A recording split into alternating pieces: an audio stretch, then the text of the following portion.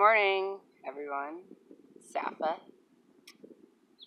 I was called to make this video by a couple of dancing butterflies that were sort of like playing with each other, like right over my shoulder, like where those trees are. And also a lizard that jumped up on this wall. So I want to talk about a bit about what that means, but first I just want to say the subject of the video. So the topic I want to discuss today is the inner child. Since I'm a tarot reader, I'm going to, talk about what this has to do with the tarot, bring up, different cards that might come along with that. I'm also just drinking coffee and people watching, apparently. So, since two people of, potentially opposite genders just came by, I want to talk about the Two of Cups and how I drew that card today. I also drew it yesterday in reverse for my daily card, and yesterday was a day that I had to, integrate some stuff. So it's interesting that I went and integrated, and then the next day I got the Two of Cups upright, which is almost sort of like a, yeah, you did it, like a sort of thing. And so when we talk about integration, we're almost always talking about the inner child, because that is the root of all of our experiences. And right now we're all going through root chakra related stuff in terms of like what's going on with the astrology, all of these eclipses and everything like that. And eclipses usually deal with the self, and how our roots relate to us. Like with the eclipse in Cancer, it's kind of like all about that. So, yeah, that was a partial solar eclipse, by the way. So, in regards to all of that, like, I just want to first address, like, what is the inner child? Okay, so the inner child is the aspects of us which were conditioned in childhood. So it's our first impression of Earth living. It's our first impressions of ourselves, the foundational structures that set the stage for how we perceive our lives. So it's not like this hokey, made-up thing, It's basic psychology. But where does basic psychology come from? It comes from a shared human experience that, psychologists have deemed to be legitimate. And the legitimacy of these things, it's your own prerogative to discern what information is useful and what information is not. So that's why in my tarot readings, I often have an inner child position in the spread. And almost every time, in almost every reading, honestly, the Nine of Wands shows up. And the Nine of Wands is your past experiences for which you still feel overwhelmed by. And for those of you who haven't been through some kind of extreme trauma in your life, or have felt, my parents weren't abusive, so I had a good life and I don't really have to do any inner child work. Like, whoa, slow down, okay? Because I'm about to get real with you about this. Being born is a traumatic experience. When you are shoved out of the womb, it really, it really feels like, oh my God, why? That's the feeling that goes along with birth. So if you had a traumatic birth, definitely look at that. Or, anything happened during your birth which was irregular, I guess. My birth took 2 days, and I also swallowed water, and I breathed in amniotic fluid, so they had to suck it out of my lungs. So my birth was pretty traumatic. But also, I was just thinking, yeah, birth in general, traumatic experience, while also beautiful at the same time. I like to say the original trauma was the birth of the universe, or basically the wholeness splitting apart, aka the Big Bang. Um, and so this fosters a sense of fracturedness within the entirety of things. So yeah, the very structure of the universe is based on, or trauma is an integral part of everything that exists. So the inner child is feeling that, all the time, because children are sensitive, and when you come into this world, you're sensitive and you feel things. I've heard a lot of people say recently, I was a difficult child. Oh, really? You mean you were a child?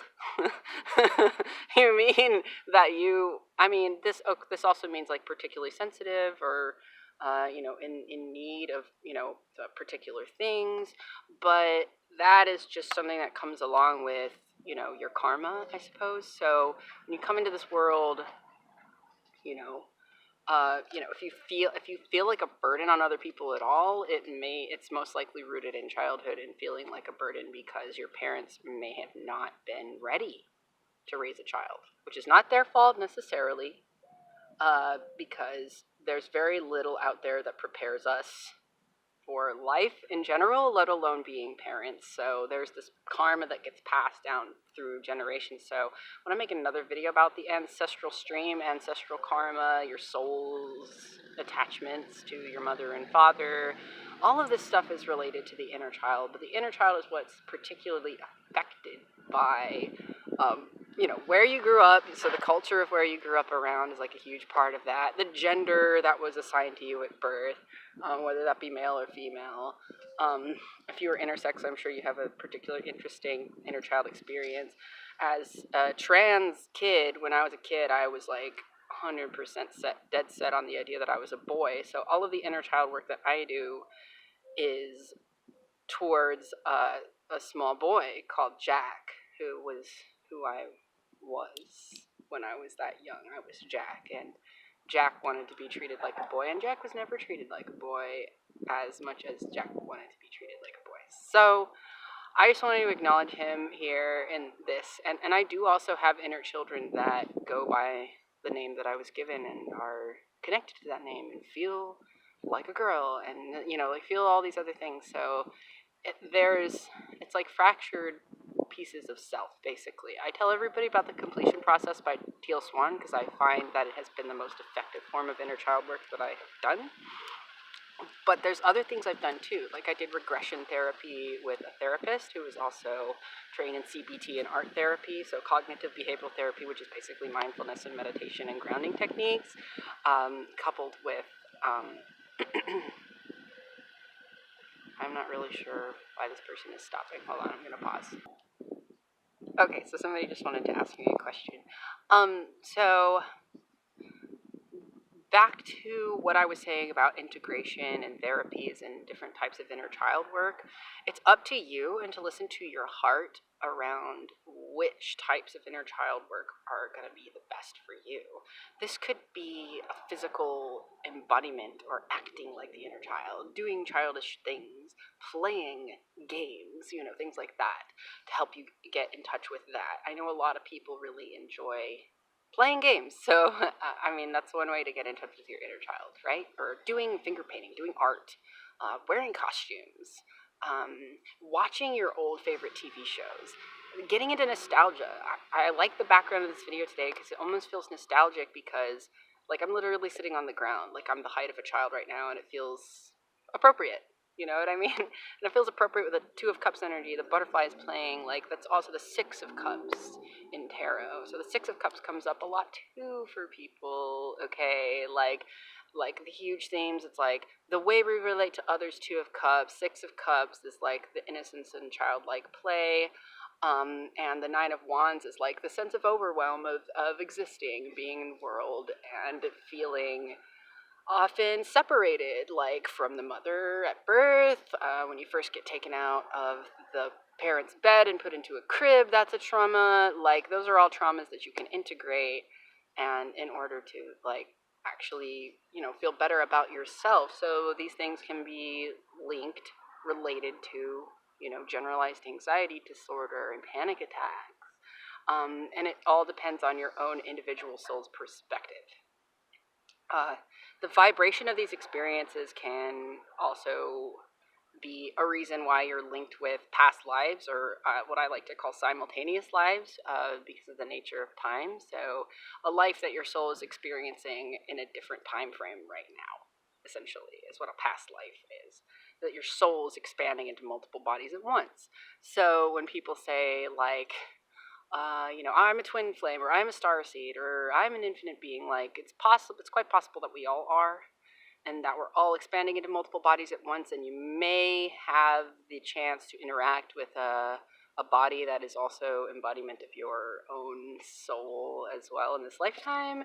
So there's like all these different things. So, but you're connected with these vibrations, essentially, and people that come into your life are a reflection of the vibrations which were present in your childhood. And those vibrations were there before you were even born. So your soul chose those vibrations.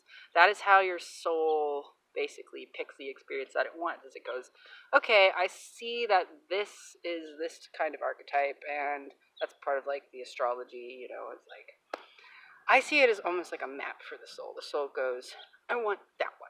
It's like a way for the soul to like choose the like metaphorical vibrations that are attached to your life.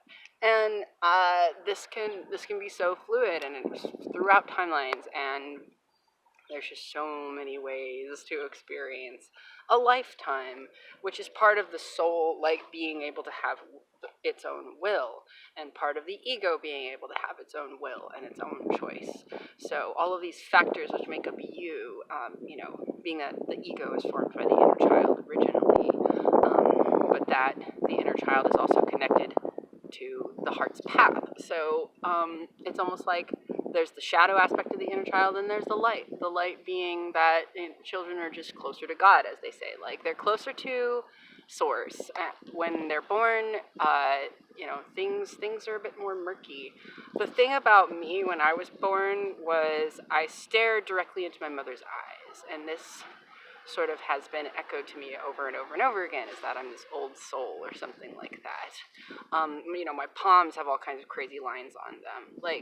So inner child work, too, can extend into other lifetimes, or potentially being expanded being. I want to make other videos about that too. But as a child, I was definitely strange. I was estranged. I was alone. I was a loner. I was an outcast. And I chose that. I didn't want to be in people's groups. Sometimes they'd invite me and they'd say, but you have to change yourself. You don't have to be so weird. And I'm just like, yeah, no, I do. That's just who I am. And so that's part of your childhood experience. If you felt that loneliness and isolation, there's probably a reason for that. If you felt like you were too freaking smart for your own good, you may be attached to many lifetimes and experiences and perspectives, and have a hard time deciding which one to take as well. Excuse me, I love coffee, which may be linked to my childhood of hearing my mom make coffee every morning, or the fact that coffee is just freaking good, but who knows,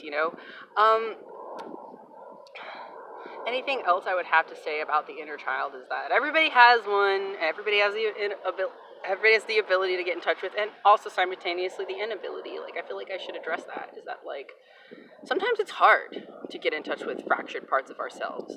Literally, when you're traumatized, yes, this is the part I didn't get to. So when you're traumatized, a part of your soul kind of splits off and runs away from the experience that's being had in the body. So it exits the body in that timeline, in that particular experience, and you have to find that. So people who do shamanic soul retrieval, that's inner child work, and that's what they're doing.